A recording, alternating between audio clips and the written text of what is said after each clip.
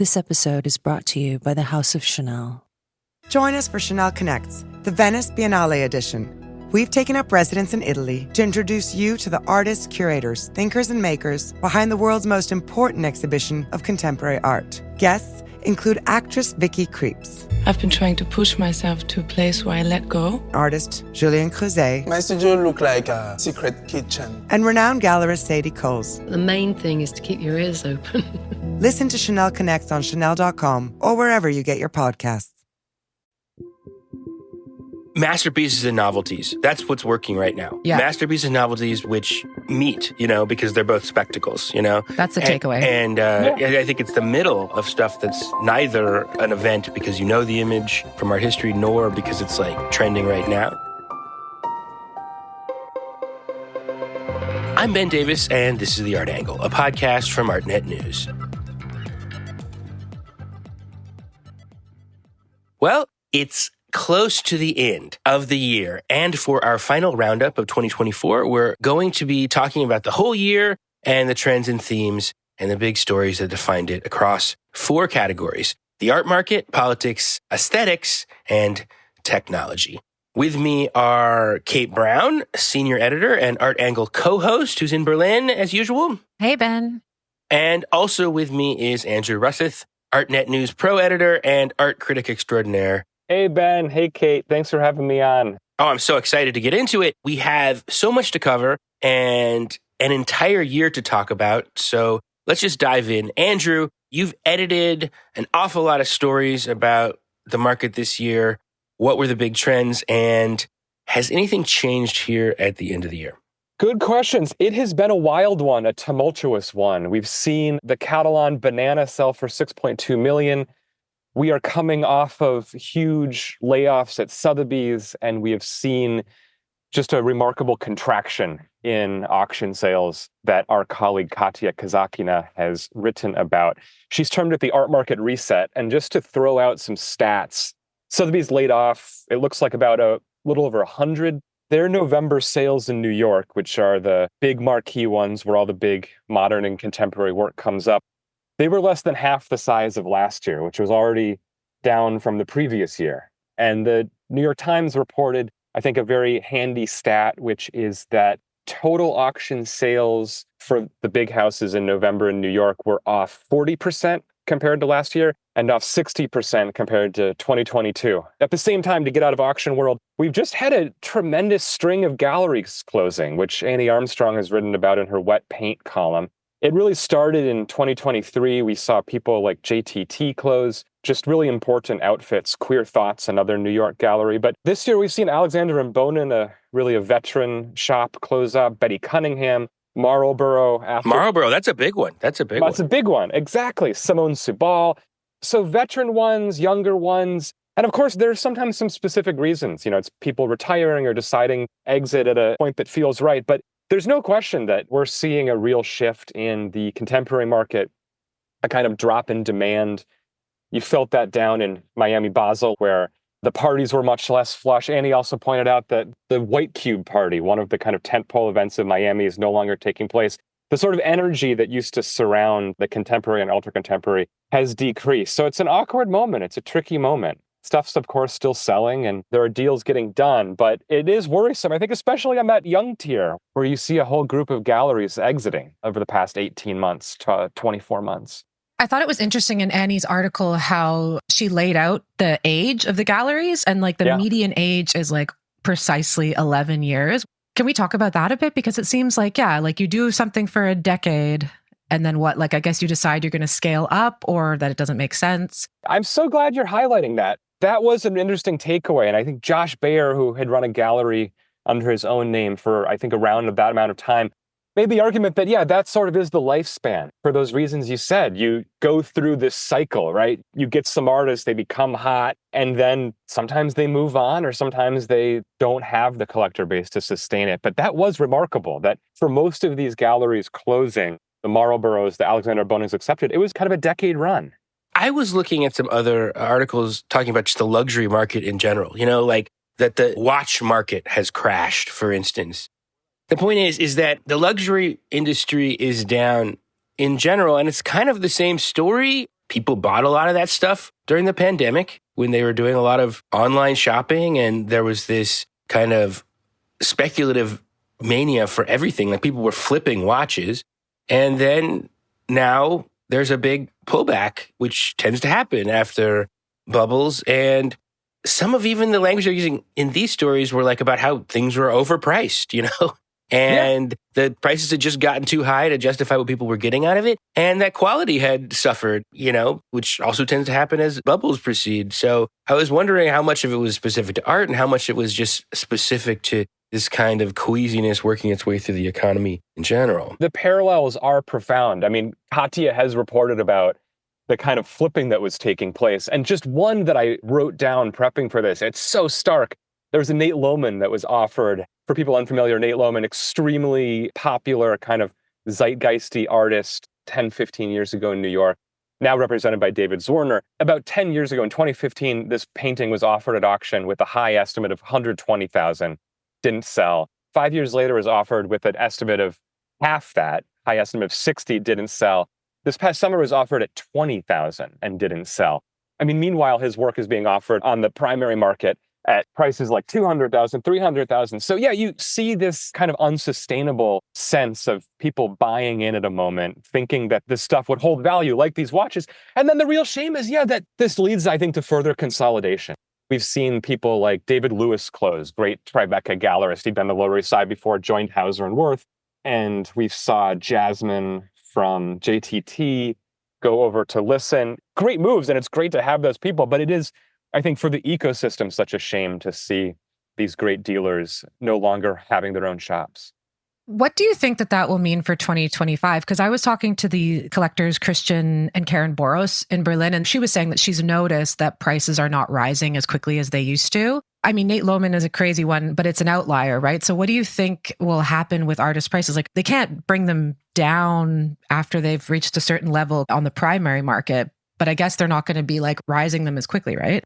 I think so. And Katya did a story about that a couple months ago. I mean, there is talk now. The art advisor, Ellen Schwartzman, a quite powerful figure in a conference in New York a few months ago, kind of raised the issue. Why not just slash prices? Especially if you're a mid-career artist, just slash the prices. But yeah, as you said, it is this kind of like iron law of price setting where no collector wants to feel like they overpaid. And so you do hear anecdotally these stories about very quiet discounts being done. Presumably going forward, we'll see a slower rising. And my hope is also, and it's hard to figure this out, my hope is also just at the lower end that younger artists can start out at a lower price point. Because I remember it used to be a sort of conceivable thing to go to the Lower East Side and buy a artist's first show. And now those prices are crazy. They're totally unattainable for most people. Okay, yeah, but then what's the deal with the banana? I mean, we got to talk about the banana. Everything is in a bad place. Just feels like indigestion, really. People feel bad. Then here's the banana. Maurizio Catalan's famous or infamous banana comedian, simply an actual banana taped to the wall, which we did a whole podcast about back in 2019, and people should go find it because I think it holds up. Went to auction and was sold for $6.2 million, which is a lot of money for a banana that was purchased for, I don't know, something like under $1 at a fruit stand. Right. And originally had sold for $120. I mean, to me, it feels like this art market reset has kind of been the whole year's story. People have probably heard a bit about it on this podcast elsewhere. And then at the end of the year, people were really hoping, like that the computer had been rebooted. And it sort of isn't, But there were these weird things like the Catalan banana. How do you interpret that? So, yeah, I mean, you do see these kind of outlier things. I mean, what's interesting is that, the Catalan, of course, grabs attention because it's a banana. It's on the wall. It gets bought by and bid up by a number of crypto players who seem to see it as a sort of exemplar for the crypto movement, the NFT movement. Also things that are fundamentally based on nothing. Yeah. That banana in 2019 came up again and again and again in the moment when NFTs and digital art were selling as like something people would throw at you. They say, how can you say that this is not art when there's a banana selling for $120,000? Phenomenal work of art. It is remarkable to see the kind of context and the adoption of it in that way. I know it was purchased by Justin's son, who is a cryptocurrency guy, an enthusiastically pro Elon Musk guy. I mean, he said, I'm willing to donate my banana to Elon Musk, tape it to the body of a SpaceX rocket, and send it to Mars and the moon. I mean, I think obviously, in some sense, sees what I think this work is more accurately than maybe some people in the art world or places like New York Post do, which is that it is a PR stunt. What you were buying is not a banana. What you were buying is PR. And he got it. Whether it's $6.2 million worth of PR, I don't know. I think we should sit on that question a bit longer about what we think of the art, though, because when he did his press release in Hong Kong after buying the banana, he said most of the objects and ideas exist as intellectual property on the internet as opposed to something physical. And that's what drew him to the banana. But I actually think it's more a power game. And I was thinking about how it makes a joke of money and it makes a joke of wealth that almost reinforces the status quo of wealth. It's got this court jester vibe that I find really disturbing. It is a really good work of art in the sense that it's had a huge impact. And I always love to see when art breaks through the barrier of the art world and becomes a story worldwide. I think it's really interesting and nothing to be shrugged off. However, I find it feigns criticality while also being so in the box. And it's that's exactly what weirds me out, it is so out of touch and isn't actually critiquing anything, even though it sort of purports to do that on some super surface level. 100%. In some of the coverage, I read a quote by Francisco Bonami, who's a famous curator and close to Catalan, who said it's really too bad it went for so much money because the money is distracting from what this artwork does. And I'm like, what are you talking about? The price tag is part of the artwork. That is actually how this is different than other things I don't know, Yoko Ono putting an apple on a plinth or Marcel Duchamp putting a urinal on a plinth, is that in our era of the art market, the price tag is part of the ready-made. The difference between the ordinary object and how much it's selling for is the art gesture. I think that's why it appeals to crypto people. Absolutely. And I was so surprised to see Bonami say that because Catalan in the Times article about the man who sold the actual banana, Catalan said something like that the more expensive it becomes, the better artwork it becomes. But Kate, I think you nailed it. It's a very dark, I think, of the moment work in its becoming this kind of open symbol cipher and also just being frankly very lazy. I think Travis Steele had the line, I won't quote it correctly, but saying it's essentially an artwork by someone who no longer believes in art. And I think there's something to that. I mean, it's a very lazy gesture, but it's coming from someone who is very attuned to how these structures work. It's also ridiculous of Bonami to say that because I was just thinking didn't Catalan make a pure gold toilet? His work has always been about playing with the idea of market value. We've got a lot to cover. We should probably move on in a second. But before we do, I just want to get your take on one last aspect of the market, which is the relationship to crypto. You were in Miami, which is a big crypto town now. And it seems like kind of luxury assets maybe in the dumper, but speculative assets are way up. I mean, the stock market is going crazy. Crypto's going crazy. It seems like people were hoping for a Trump bump. A lot of rich people read Trump's election as just game on for speculation. No one is minding the store anymore. It's time to plunder. It's time to just, it's a quick grab. Juice these assets. Yeah. And I'm shocked and honestly makes my skin crawl because I do feel partly because things have been down, but people are suddenly really open to that in a way that they were still skeptical of in the NFT moment and are kind of reorienting towards that tech audience, trying to get something going there. Yeah. Shout out Nate Freeman, former Artnet news columnist and now at Vanity Fair. He wrote a great piece from Miami that talked to the tech people, many of whom have moved to Miami in the last 4 or 5 years, and is sitting there at dinner in this column, and a guy checks his Bitcoin balance and declares to the table, I'm rich again because Bitcoin has just cracked 100,000. And you feel that. And what's interesting to me is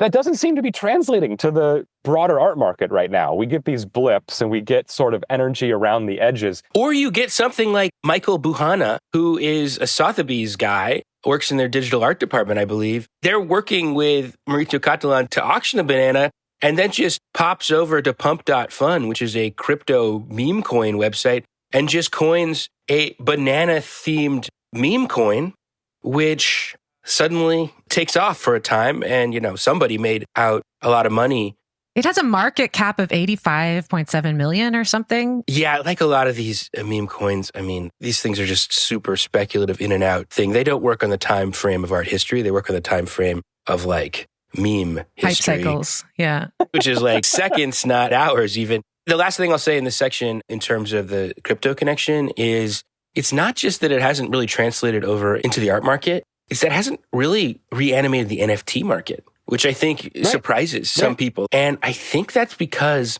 all that energy has been translated from unique, non-fungible digital artifacts into meme coins. There's still people who are digital art enthusiasts who want to support the NFT ecosystem.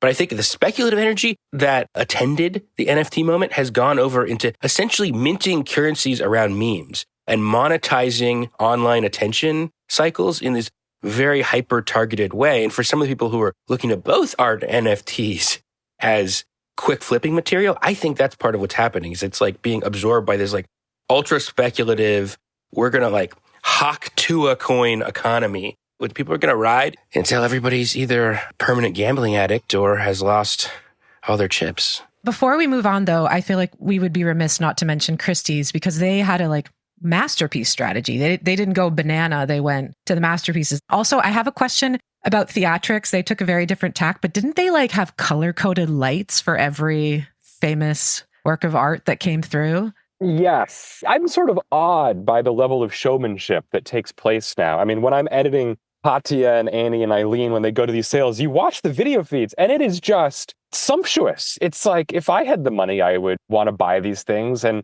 I mean, it's so incongruous to when you're actually there. And it's just, I mean, it's this kind of sterile environment and quite boring, frankly, but they do it up. And yeah, there were these kind of lighting arrangements tied to each of the big November lots there. Christie's, I think, definitely took not the banana approach. They did have the top lot of the November season. They sold a Magritte for $120 and change million. Very iconic one that people will recognize called Empire of Light. Kind of great that it sold for so much because it is one of 17 versions that he made of it. In some way connects to the meme idea. It's like the abundance of the image almost makes it more valuable. It's so iconic.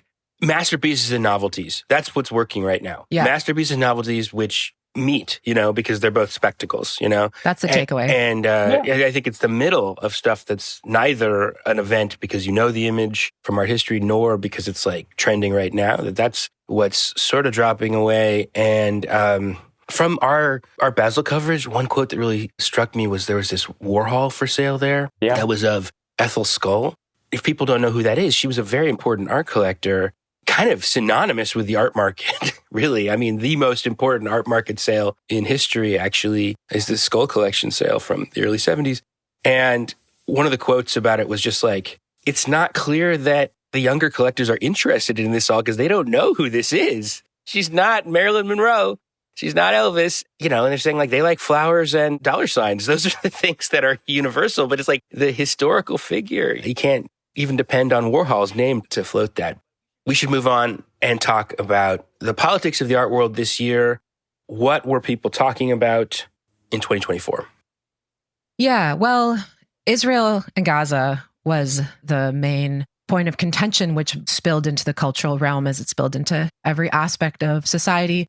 Yeah, with the war ongoing in Gaza, it felt particularly fraught in the cultural sphere. Obviously, at the end of 2023, to remind people, there was the open letter at Art Forum. I feel like that was kind of the first thing. And then every single thing after that has been like this continuous kind of fallout where it feels like there's entrenched positions. And the way I would kind of like in broad strokes describe it from what I observed is that there's like a silence from the institutions of the art market and the museum world. And then there's organized groups of artists and other cultural workers from both sides who are being vocal and banging on the doors and have very specific demands of these institutions, sort of saying like, are you with us or against us? Make a statement. And I think Jaslyn Kaur, who won the Turner Prize this year, made this very clear when she had a pro-Palestine statement on accepting the prize at the beginning of December. And she said she wants, quote, the institutions to understand that if you want artists inside, you need to listen to us outside.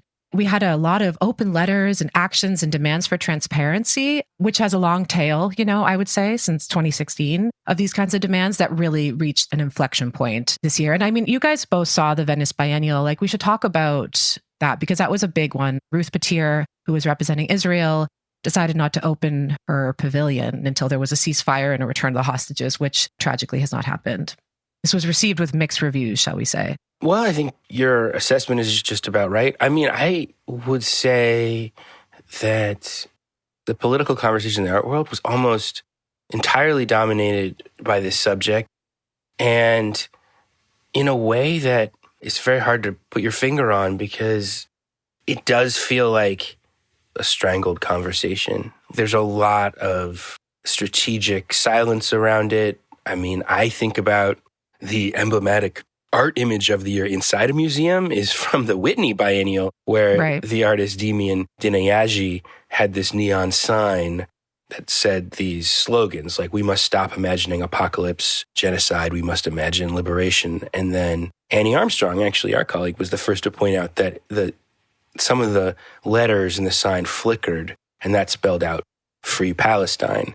And it was like this hidden work that the curators hadn't known about. I really don't think the museum wants to have this conversation. And the fact that that was like there and not there, I think that was like emblematic of the year, where this conversation is everywhere. People are in a lot of anguish about it. Amnesty International just officially said that Israel is perpetrating a genocide. But there is just so much suppression of this conversation. So it just had this incredibly concentrated intensity of this conversation that at the same time isn't happening. So the museum kept the work up, right? After they discovered this? Yeah, for sure. Mm-hmm.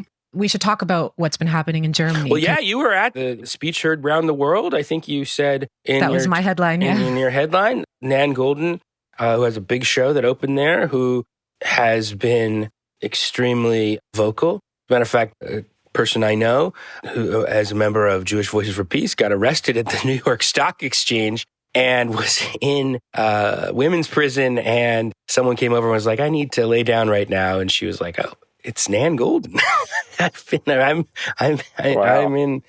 I'm in jail with Nan Goldin. In any case, you were at this very controversial speech in Berlin that was big news. This was something that, no matter where your opinions fall on the content of her speech, it was like the least surprising thing ever, because Nan Goldin has always been vehemently critical of Israel as long as I've been following her. I think taking her on in this exhibition, which is a huge lifetime retrospective of an artist who doesn't see a distinguishing line between her art and her politics, which is very clear in her work. I'm reporting what happened. Like the museum, which is a Neue Nationalgalerie, trying, according to Nan, to separate her personal politics from her work, which is like personal politics is even a misnomer to her because they are the same. You could see the train wreck from months away. You're like, this is going to be a problem. And a problem because of, again, the cultural politics in Germany, which is like, has been a huge conversation that like the kind of official position is not amenable to pro-Palestinian speech. For sure. And there's been a lot of artists and culture workers who have been canceled, have had shows and opportunities canceled for like as little as an Instagram post, like, because Germany has a very strong position on Israel. It's called Staatsräson, which means like reason of state, as Angela Merkel termed it, that like Israel's security is Germany's reason of state. So it creates a really difficult position for these state-funded institutions. They're just like freaked out and they're not handling it well. Most of us can agree. But the thing that was interesting about Nan Goldin is how she saw her position. She was like, I'm famous enough that you can't kind of cancel me. You can't muzzle me. And so to get to the speech is that she took to the stage on the Friday of her opening and delivered this very powerful speech that was live streamed on Instagram. There were no photographers inside the venue. It was like really like cell phones. Then after her speech ended, you know, which obviously she decried the genocide in Israel in no uncertain terms, the room was filled with pro-Palestine protesters, and the pro-Palestine protesters effectively drowned out Klaus Biesenbach's attempt at a counter speech. And I was in the room and it felt like such a live wire situation. There was just like a lot of emotions inside this room, and there was like police presence outside. But I brought up the Whitney Biennial and asked whether that work was taken down, because what transpired after the show opening, in an interview in a German newspaper, Nan said that she actually wanted to put a statement in one of her works expressing grief for the deaths of Palestinians and the deaths at the hands of Hamas on October 7th. And apparently, according to her, the museum actually discouraged her from doing that and stopped her from doing that. Well, the Whitney one was a bit of a guerrilla intervention. Yeah, I mean, I was surprised that the Whitney thing didn't lead to, when Annie got that scoop and recognized it, I figured, here we go. There's fear, there's kind of anguish around the conversation and just a desire not to have it. To go back to Germany, Kate, I've been so grateful for your reporting and kind of the coverage that you've overseen, because just talking to people there, it seems like there is within the art worker community, the artist community, such a level of fear around these issues, around the cancellations you were describing. I'm curious with Golden, is your sense, I don't want to ask you to predict the future, but was she able to make some sort of change in terms of going forward? Is there a sense that people have a little bit more space to engage with the issue now? Or is this going to be kind of a total exception to what's been happening? It's a really good question. I think because of some of the way in which her speech was delivered and the way in which, and this is not an opinion, just a sort of statement of fact, in the way in which the institution was drowned out, I feel like the different parties heard different things. I feel like the kind of community of Germany, the people heard okay, this is we have oxygen now. And I feel like the institutions of Germany were these quote unquote, protesters don't want to negotiate or give us any space or give our institution any space to have its own possibility of a statement. So I fear that the positions actually became more entrenched, perhaps. Also, the other thing is that there is an election coming up in March. So whatever happens there will definitely determine the cultural policies of the future. So I think that it's really hard to say what will happen, but we will likely have a very different looking government than we have at the moment. They're pretty quick to act on these things. One of the things that made this year feel strange on this level, because one of the things we've talked about all through the years, how placid and safe art feels. We'll get to that in a second in the aesthetics section. And then at the same time, there's this really intense live wire political issue going on outside. And I think, particularly in the last 8 years, the art world's been in this kind of political mode where there's just a lot of political signaling around progressive stuff. But a lot of the times it's kind of talking to itself. This gesture of changing the public's mind, but it's more or less you've been able to assume a lot of consensus within the art world. The importance of diversity and inclusion, the importance of gay rights, and so on. These aren't particularly controversial. However, the art world deals with them. They're not controversial on their own. This issue is very controversial. People lose their jobs over it. And as a consequence, I think that's led to this very strange tone where there's this most important conversation people want to be having is hitting the limit of what the art world is able to talk about. And that's what I mean by it seems like this very strangled conversation that manifests itself in these extremely hard to wrestle with ways. And I guess the last thing maybe I wanted to say is that aside from that, and I think it's because Israel-Palestine is at the forefront of a lot of people's minds, it was unusually silent, in the art world around politics, particularly around the election here in the United States. If you think back to 8 years ago, 4 years ago, just much more engagement with the election, and particularly because of the kind of Democrat-leaning politics that surrounds the art world has been, and the way Trump was perceived. You'd think there would be a lot more energy around election, just was not. It was a total sense of crisis fatigue, burnout, whatever you want to call it. Yeah. The only thing we got out of it was that Jeff Koons flagpole. I keep thinking back to I don't even know what you're talking about. Oh, boy. Google that. He made this for a Kamala Harris fundraiser. It's called American Flagpole Gazing Balls. And it's indeed a large American flag and red, white, and blue gazing balls down beneath it. But this auction that was held to support the Harris campaign was really the only thing I saw. There was just nothing. Whereas I remember in previous election cycles, the art group was out canvassing doors in Pennsylvania and posting and fundraisers. And yeah, as you said, nothing this time around. We should also talk quickly before we move on about what happened at the Brooklyn Museum. And there was also some protests at the MoMA this year, what will come in 2025 with those events. Well, at the Brooklyn Museum, protesters protesting the museum around its supposed ties of its donors to Israel targeted the director Ann Pasternak at her home, which became a huge scandal, and there have been arrests made. There may be more protests of museums. I don't know. I mean, I think the election of Donald Trump is not going to do anything to lower temperatures on this issue. I think you're going to see probably a lot of desperate actions aiming at targets of opportunity.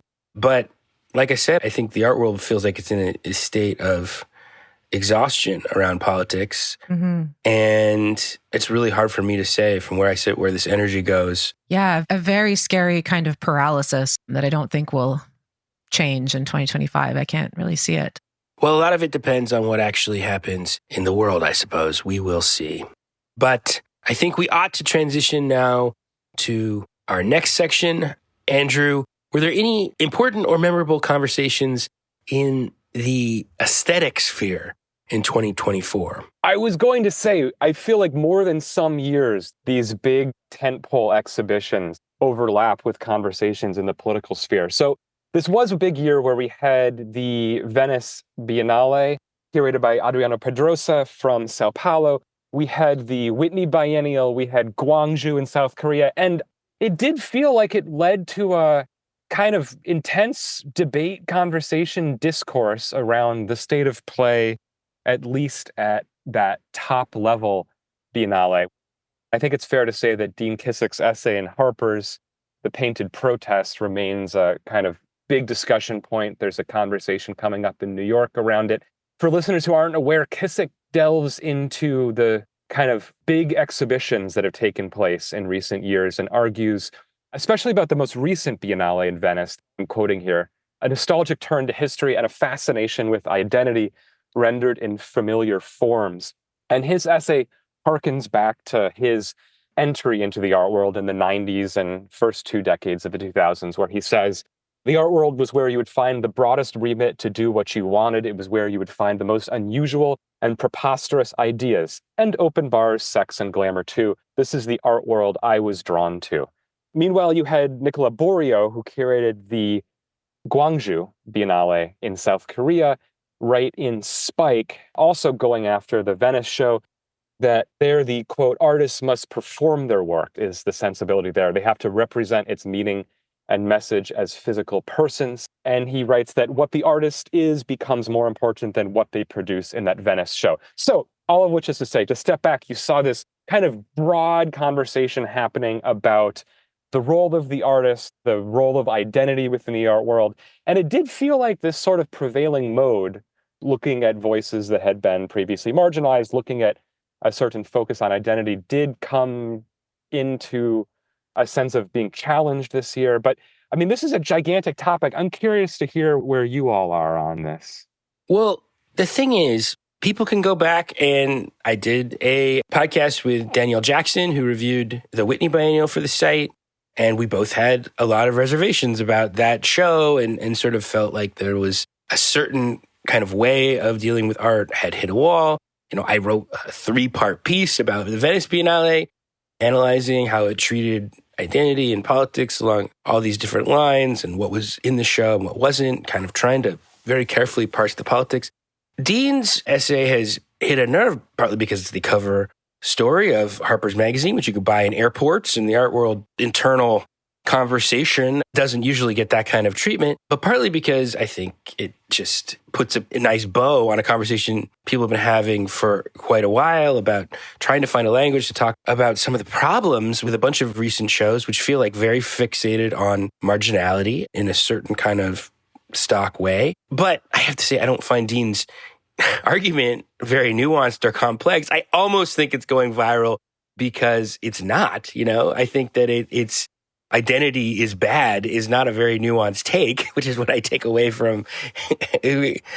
And I think that is what generates discourse, is like a very simple argument that people can array on either side of.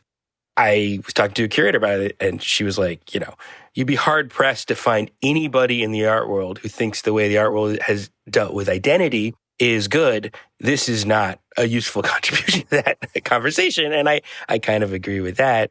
And the last thing I'd say is that, picking up on something from the last section, is that It's very weird. And it's not Dean's fault that this comes out right after the election, because I think he's been working on this for at least 6 months, this piece.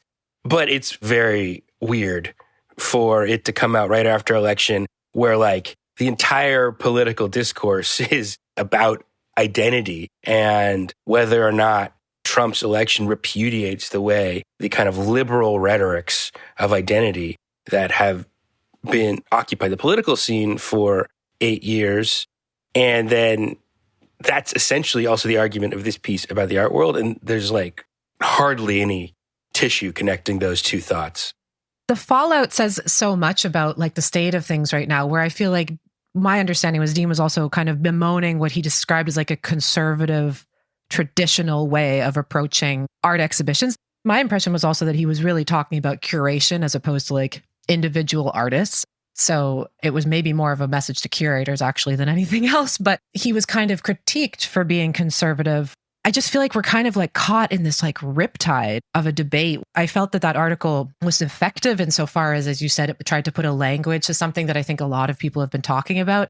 And then you see the discussions and the articles that came out after it. It's great to see all this criticism happening. And yet I didn't feel like any kind of blockage was released. I just think that like the left-right kind of conservative, non-conservative discussion is also inappropriate terms to use, especially because the Venice Biennial, the new president is supposedly a right-winger.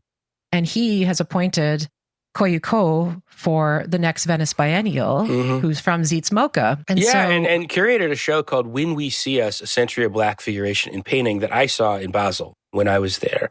And, what did you think of it? You know, honestly, I didn't love it. I just thought that it wasn't really a coherent grouping of figures and some interesting stuff about it, interesting names I discovered. But, you know, there's something I found dissatisfying about it as a show.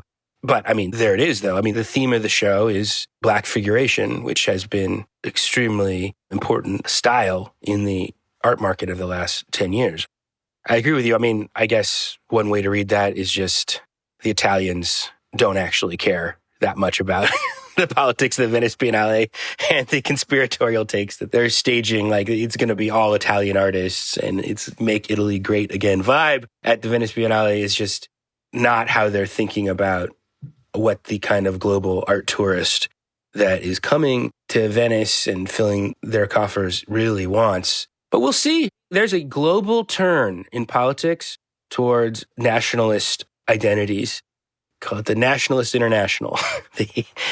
And whether or not that eventually forms some kind of new sensibility that filters into art, I don't know. I mean, like if you read Dean's article, it's like the positive turn there is relational aesthetics. You know, that's the moment he came up in. It's kind of these artworks that feel like excuses for theme parties. And also in Basel, there was this big show at the Beiler Foundation, which... I'm so glad you're bringing this up. Yeah. Yes, this is why I'm kicking myself that I didn't see this show. It looks like just mayhem. And anytime you went, you would have seen a different show. Right. Relational aesthetics is back, baby, is the headline of my article about that, because it felt like a relational aesthetics revival. So this is all on trend. There is something going on about naughty oddies, nostalgia and stuff. There's a weird political valence to it, you know, that is mixed up in it that I think is very difficult to triangulate. You both saw the Whitney Biennial and the Venice Biennial, and my impression was that both of those exhibitions in a way tried to like encompass so much that the vessel could not hold anything without becoming sort of like ambient and ambivalent on its like position in a way, which is a very broad stroke to talk about those two shows. But I wanted to ask you, Andrew, you were in Venice this fall and saw the Biennale. And I know, Ben, you wrote these great multi-part reviews, you mentioned, but what was your impression of it, Andrew? I totally loved it. I thought the Biennale itself, I'll step back and say, I loved most of it. I do think a lot of the contemporary picks, the younger living working artists were a bit head scratching. But for me, Venice is like, this is a show that hundreds and hundreds and thousands of people see. This is, for many people, their only entry into contemporary art, which is true of the Whitney Biennial as well. And I think what a great thing to bring in remarkable figures from around the world who have not had that platform before. I thought a lot of the historical sections were actually quite well curated. I know that's not a consensus view by any means, but it just gave me the sense of like when you visit a new country and you go to the National Museum and you're like, who are the famous artists? Who should I know? And you got that over and over again. So, you know, you write down some names and you go back. But having said that, yeah, I thought a lot of the younger work really felt, oh boy, I'm looking for the least mean word right now, kind of underbaked, I guess. Yeah. I think there's this whole discourse about whether contemporary art has turned away from the present, which I think there's a lot of validity to that in the sense that I think a lot of liberal discourse has turned away from the present. I mean, the reckoning was the political term of art for the last few years. I've been feeling like, the New York Times did this 1619 project, reckoning with slavery as this foundational thing in the United States. And I've just felt like the 1619 project has been the theme of every major art show for the last period. But there's good stuff and there's bad stuff that comes up through that. I mean, sure, there's like a cloying kind of vibe to some things, but I always want to tell people in any art period, a measure of its vitality is what new art histories are being discovered. People forget that history doesn't arrive simultaneously to when it's made. The present is constantly rediscovering the past as a resource for the present. And there's been an extraordinary rediscovery of historical stuff of late. I think we're in an overly nostalgic mode. I would agree with Kissick on that, especially if you walk through a place like Miami Basel, just an awful level of conservatism, almost cynicism in terms of the work that's being offered, especially if we're talking about figurative painting. Having said that, even in these shows, I mean, the Whitney Biennial I did find mostly quite lukewarm, boring. Again, yeah. Just to say, I think they're totally different places. I think that people are reading the same thing. It's coming from two different places. I think the Venice Biennale is speaking for global art histories and is trying to bring in the global South and folk art in a very interesting way and is actually very affirmative. I think the Whitney Biennial, I think this has to do with specific things about the U.S. conversation and how the conversation circulates here and how institutions have functioned and been protested, is that to me, the Whitney Biennial felt like a compromise formation. And I guess I don't have to talk about this too much because we had a whole podcast about it, where I think museums have leaned very heavily on the idea of centering marginalized identities, which is an important project in a lot of ways, but has made people feel really tokenized. It's not just critics looking in from the outside. I think it's the artists themselves that have this question. It's like, why am I here actually? And are aware that these museums are under protest for all kinds of other things. Demian Dineyaji said this to CNN when they were talking about that work. It's that like, I have a lot of suspicion about what it means to be a native artist showing in this institution. And that's been a big part of the conversation. And it produces these works like that work by Dineyaji that have this kind of like thing where they're holding space. They want to be there and be seen, but they're also withdrawn from visibility, which also means to a certain extent from feeling very direct or pleasurable. Like they feel like they're having a private conversation. And I think that that's what's going on there, which is a little bit very specific to the United States and where some of these kind of burnout around political conversation institutions has been in the recent past. I think private conversation is a good turn of phrase. The only thing I was going to add is that even in that Whitney Biennial, which to me felt very conservative in some weird ways, some of the backward-looking or historical stuff was phenomenal. Like Isaac Julian, who might be one of the most exhibited artists this year, with his piece with Albert Barnes. That was just a sumptuous, incredible video installation. He was also at MoMA with an incredible piece. I was oddly in Maastricht at TAFE to do a talk, and he was doing a retrospective. I mean, this is kind of one of our master filmmakers engaging with these kind of deep histories of blackness, of ulteriority. It can be done. I hate this knee-jerk reaction of like looking to history as somehow a bad thing.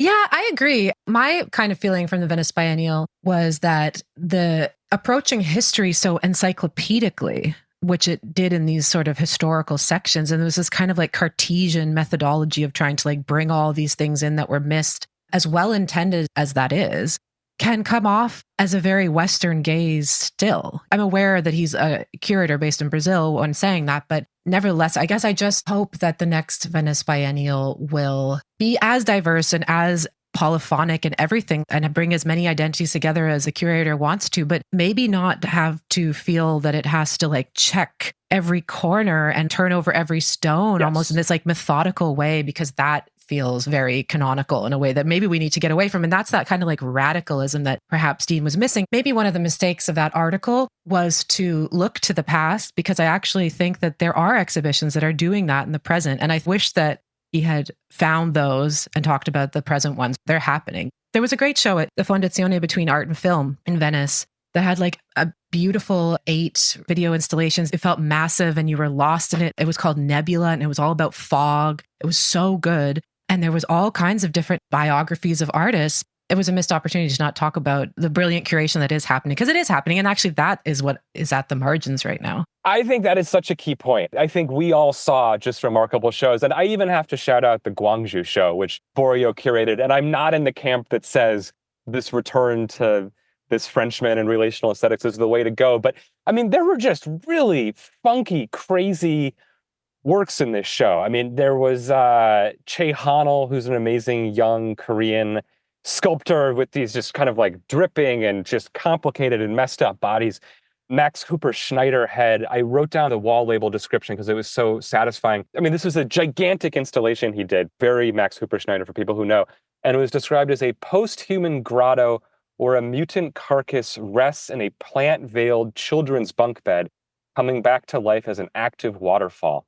I mean, lovely. This sort of adventurism, and the show itself was problematic in certain ways, but it did feel very alive and engaged with the present in ways that maybe Venice was not, and the Whitney Biennial maybe was not. And so it's happening. It's happening. We can't paint too broad a brush. This is so hard to talk about. But look, I think it would be good if we could have an actual conversation sometime, and we don't have time now, about, I don't know why it's so hard to say, and Dean does not say it, but I think the subtext of a lot of this conversation, this backlash and so on, is that a lot of people feel excluded by the conversation about inclusion. They feel like artists are being included because of their identities, and they feel like if you don't have those identities, they're not a part of the conversation. And I think it would be really useful to have that conversation, because I submit to you that I think people are not against diversity.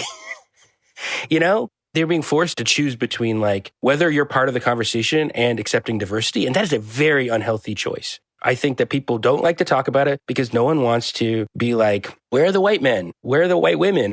It's amazing to me how hard it is to say that, because it's not subtle. Both these shows that we're talking about, the Whitney show said this is about marginalized identities only. That was the focus.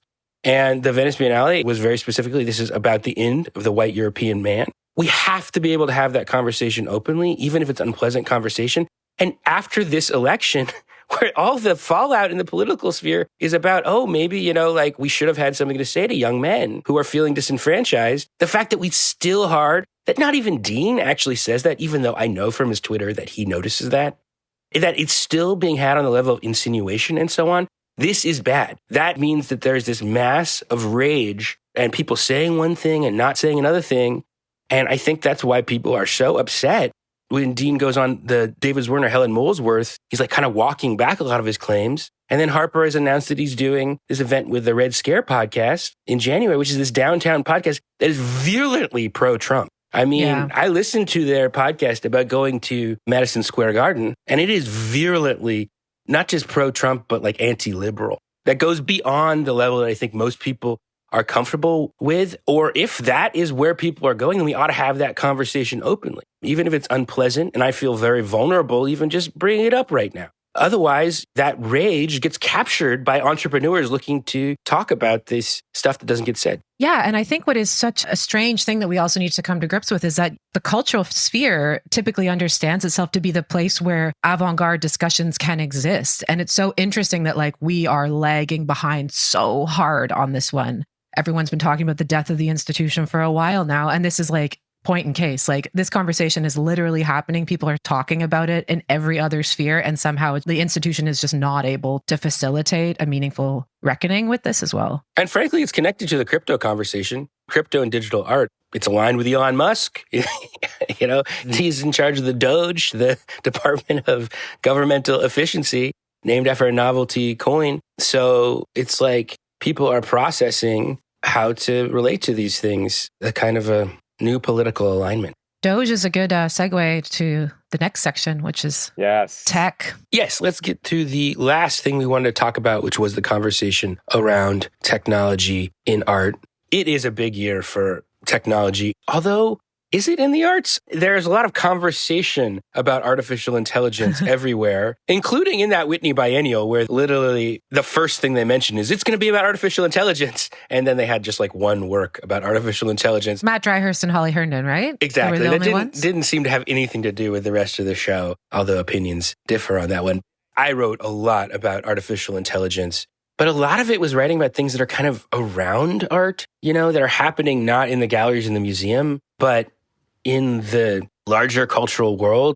The one that really sticks out to me for obvious reasons is the Evening Standard in London. Incredible. So weird. Rebranded itself, relaunched in late September by reanimating their very famous critic Brian Sewell with AI, and having the AI Brian Sewell, who's like a conservative firebrand art critic known for snarky criticism, kind of an anti-woke guy before his time, review this Van Gogh show. It's just kind of an appalling experiment. And there's a lot of stuff like that. People like trolling for novelty at the intersection of AI and art. I really enjoyed learning about slop through your writing. This was something that I had seen kind of without being able to understand it. And then, Ben, you being able to kind of teach me the word and how it's proliferating, which I think has fascinating, maybe implications for what we do. I mean, just the idea that there are these people out there creating images of just the most beautiful, immaculate, creating kitsch essentially, but to get clicks, juicy, beautiful color photographs of mountain ranges or tranquil, cozy cabins. And they don't exist. It really pointed toward a future of just a hellscape, an image hellscape. Yeah, I wrote an article about nature slop that you're talking about. So slop is the term of art. It's the equivalent of spam, only it's for mass-produced images using generative AI. And the internet's filling up with this stuff. For all the talk of like AI is the future and creative innovations that it's going to open up for AI filmmaking and AI art, the most immediate effect of AI for me is that I have never lived through a moment where technology seems to have gone into reverse so fast in terms of its utility. Like the internet feels like it's breaking down. Social media feels like it's breaking down. Just filling up with junk. Wrong answers on Google, fake images when you search for artists. Yeah. Machine hallucinations. Hallucinations. Oh my gosh, yeah. I guess I wrote about a lot of this para-art stuff. I wrote about Google partnered with some artists to launch an AI illustrated version of Alice in Wonderland, where they took the original illustrations by John Tenniel that are famous. You'd recognize them if you saw them because it's the style we associate with the original Alice in Wonderland. And they just had the AI generate infinite new illustrations in the same style for this picture book online. And it was terrible. It doesn't work. It's just so emblematic to me of this moment where a lot of things are being sold on hype, but like they kind of don't even expect you to really look at them or really like test them out. And that just produced a lot of like things to write about. We should talk about Ida. Yeah, we should talk about the robot. Masterpieces and novelties of the auctions. That's the other one people were talking about this year. It's been the year of like an AI art critic and an AI artist who's finally hit big on the secondary market. Her work sold for 1.8 million at Sotheby's digital art sale. And it's interesting, a lot of this AI art that's self-generated is, as you say, like quite terrible and feels like kind of like weird, like flotsam or something. But this one was a painting of the British mathematician Alan Turing that Ada painted. So, you could feel that there was some sort of concept there. She must be getting inputs from the owner of this robot, right? I don't know. This artwork drives me to despair. This is maybe the third or fourth year running where I would vote this among the worst artworks of the year. Only this year it outsold most human artists at the auctions. I mean, it's a humanoid robot. People who do it claim it's supposed to ask questions about what AI and creativity means. And it's just so dumb. It's so dumb. So dumb. And the art's not very good. I don't know who bought that artwork. I know that, interestingly, it was part of a digital art sale, and most of the other stuff from that sale didn't do that well. So it was really like novelties. This felt like this was the one that captured the imagination. Sexy AI android painter is what people are betting on as one future for art. We are so enthused by this section. Yeah. Well, is there anything good? Is there anything good, innovative? People like Holly Herndon and Matt Dryhurst. I don't think any of us saw their show, which opened in October, called The Call at the Serpentine, where they trained an AI choir functionality. I have to say, I did not think their artwork for the Whitney Biennial was... It was okay. It was kind of meh to me. What did they show there? It was a project where you could essentially type in any words and it would give you an image back that kind of incorporated Holly Herndon's trademark look. So she has very famous red hair. And so you would like type in hamburger and it would give you cartoon hamburger with big braids or something like this. So it was kind of like a way to take generative AI stuff and like basically put a personal spin on it. It was like almost a direct version of that. I don't know if I think that this is one for the history books, is sort of a minor novelty. I think also at the Whitney, though, Ben, you turned me on to it, but this painter Harold Cohen, who died in 2016, I kind of loved these. This was the sort of... Early in the year, a show that we never talked about is he's an early AI artist, like historical AI work, very different from the kind that's now, but generative in the sense that it's constantly respawning new artworks. That's the point. Yeah, hand-coded, spent, as I understand it, decades developing this technology. And the results are quite plain. They're flat planes of color and kind of boring images. It looks like MS Paint. Yeah, but there was something very moving about the kind of labor and production that went into it. I mean, it was the sort of strange figure abandoning his life as a painter to become a programmer and do this. I at least was glad to see something like that. I wish I knew how that show did, because I was like, this is the Whitney, it's Christiane Paul, who's a great curator of digital art there, trying to plug into this conversation and be like, give it some historical depth. You know, it's like people have been playing with the idea of AI personas and AI art for a little while. And here's like an artist. I know from researching the history of AI art that Harold Cohen was much bigger amongst scientists than artists. Like any paper you read about AI art, not surprised. They would say like, you know, like, you think that AI can't be an artist, but Harold Cohen proved you could be. And I talked to art people that like never heard of this person. So it was interesting to see the museum retrospective. And I was just interested if like, because I think this is an important question about whether AI enabled art can live at peace with art history, whether the history of things matters. It's so future facing and so oriented towards like what the next process is, you know, what's the cutting edge thing. I genuinely was just like, you know, I find this, you know, interesting, but it's kind of like in a bunch of different senses, like digital folk art, in the sense that the Harold Cohen is like, you have to kind of appreciate the forms, which are these kind of like spidery, weird, jaggedy, almost glitchy, but not quite glitchy. Figures that are constantly respawning. I think that's a really good question. I'm going to contradict myself on what I said in our aesthetics chapter, but there were some really good shows this year that looked at digital art from a historical perspective. Like I went to this show called Electric Dreams at the Tate Modern that looked at like digital art pre-internet, basically in the 1950s and 60s. And then there was a show at Mudam called Women, Art and Computing, 1960 to 1991. You know, Harold Cohen is a slightly older position. And I feel like maybe the problem right now too is that there's such an information gap between like what some of these artists that are working with AI are doing and like what the audience can like comprehend about it. So I actually think it's really exciting. And there's some like reckoning being done to just catch people up on this. And maybe we need some AI art critics to like tell us what it's all about. Yeah, let's get AI Brian Sewell in there. You are needed.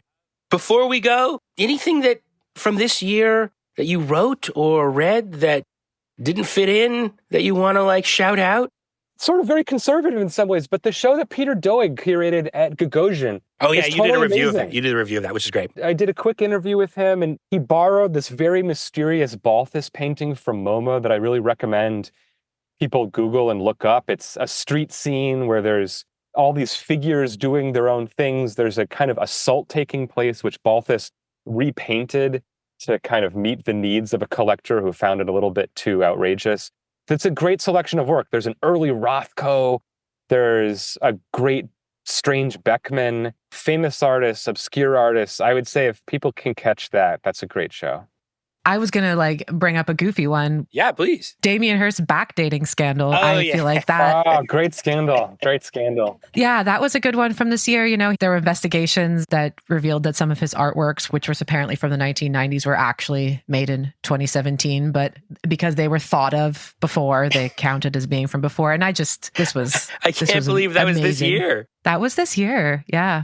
I was going back through my own catalog, things that didn't fit in. And man, I found this story that's called The Curious Case of the 222 Other Artists Who Just Landed on the Moon Who Are Not Jeff Koons. And this story came out of our conversation on the roundup. The three of us were talking about Jeff Koons going to the moon. And you, Kate, were like, yeah, I was noticing that apparently there's some other artists. They were commenting in the Jeff Koons post about like, hey, bro, why don't you acknowledge the other people? And I looked into that, and it is just the weirdest story about this kind of scammy company that charged people to inscribe their work on a disc and send it to the moon. God, I love that story. You know, it has a Medici in it, the contemporary guy who claims to be the heir to the Medici collection, who's like, he's like stumping for this thing. It has everything. Well, Justin's son's banana might be going to the moon next. So there you go. Or is it Mars? I don't know. Who cares? Send it to space. Cares? Well, Kate, Andrew, very nice to talk to you. Yeah, this was fun. Super fun. That's it for this week's episode. If you like what you heard, you can subscribe to the show on Apple Podcasts, Spotify, or wherever else you get your podcasts. Also, take a moment to rate and review us. It helps other listeners discover what we're doing. The Art Angle is produced by Sonia Manalili with contributions from Kate Brown, Ben Davis, Caroline Goldstein, and Naomi Ray. Thanks for listening. See you next week, and happy holidays.